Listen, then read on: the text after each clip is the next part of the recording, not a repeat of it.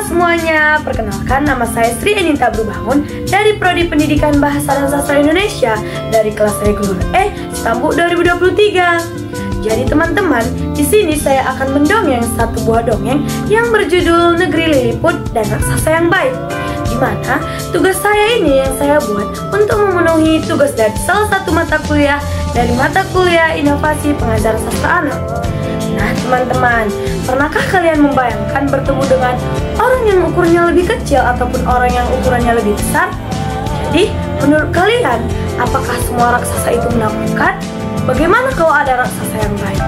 Jadi, untuk mengetahui semua itu, marilah kita mendengarkan dongeng yang saya dongengkan, yaitu Negeri Liliput dan Raksasa yang Baik.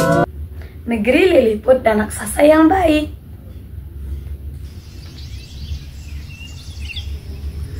Di sebuah desa yang kecil dan tersembunyi di balik pegunungan yang hijau, hiduplah bangsa yang dihuni oleh bangsa Liliput yang merupakan manusia yang bertubuh kecil yang berukuran sangat kecil sebanding dengan ukuran lutut anak kecil. Negeri mereka penuh dengan rumah-rumah jamur, sungai yang jernih, dan ladang bunga yang berwarna-warni. Penduduk Liliput hidup dengan damai, tentram, dan satupun tidak ada perselisihan di antara mereka satu sama lain. Namun mereka memiliki satu ketakutan yang sangat besar, yaitu satu tempat yang berada di ujung negeri mereka yang sering disebut hutan terlarang. Konon katanya, hutan ini sering didiami seorang raksasa yang sangat besar yang bisa menghancurkan dan memakan mereka dengan satu lahap serta dengan satu kali hempakan. Suatu hari, seorang anak Liliput bernama Lilo bermain di tepi hutan. Ia sangat penasaran dengan legenda raksasa yang sering diceritakan orang-orang di desa mereka. Namun ia berkata, apakah raksasa itu benar-benar sejahat yang mereka ceritakan? Pikirnya dalam benaknya. Rasa penasarannya semakin menggejolak. Tanpa sadar, ia melangkahkan kaki masuk ke dalam hutan tersebut. Tiba-tiba, tanah bergetar dengan hebat. Lilo terjatuh dan melihat bayangan besar mendekat pada dirinya. Ia ingin lari, tetapi kakinya gemetar ketakutan, seperti batu yang memang sudah dikutuk mati. Dari balik pepohonan yang besar berukuran raksasa, muncullah sesosok makhluk besar dengan mata yang lembut. Ia memiliki bentuk tubuh yang besar, memiliki janggut putih panjang, dan menggunakan pakaian seperti kulit binatang dan tidak sedikit pun rapi. Jangan takut, aku Roko, kata sang raksasa dengan suara berat namun lembut. Dan dia juga berkata, aku sudah lama tinggal di sini, jauh dari manusia.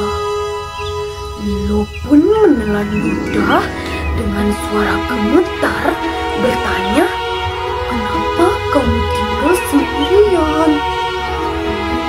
Aku menghela napas sangat panjang. Dulu nenek moyangku takut padaku. Mereka mengira aku menghancurkan negeri mereka.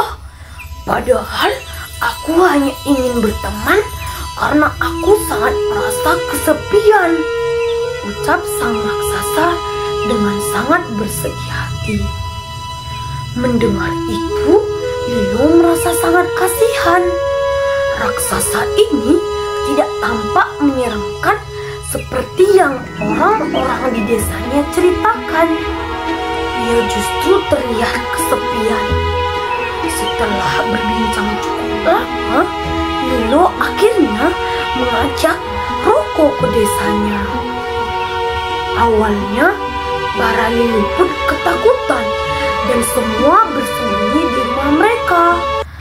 Tetapi saat melihat Roko membantu mereka mengangkat kayu besar, menanam tanaman dengan benih, membendung sungai yang hampir meluap, dan melindungi ladang dari burung pemangsa, mereka mulai menerima kehadirannya.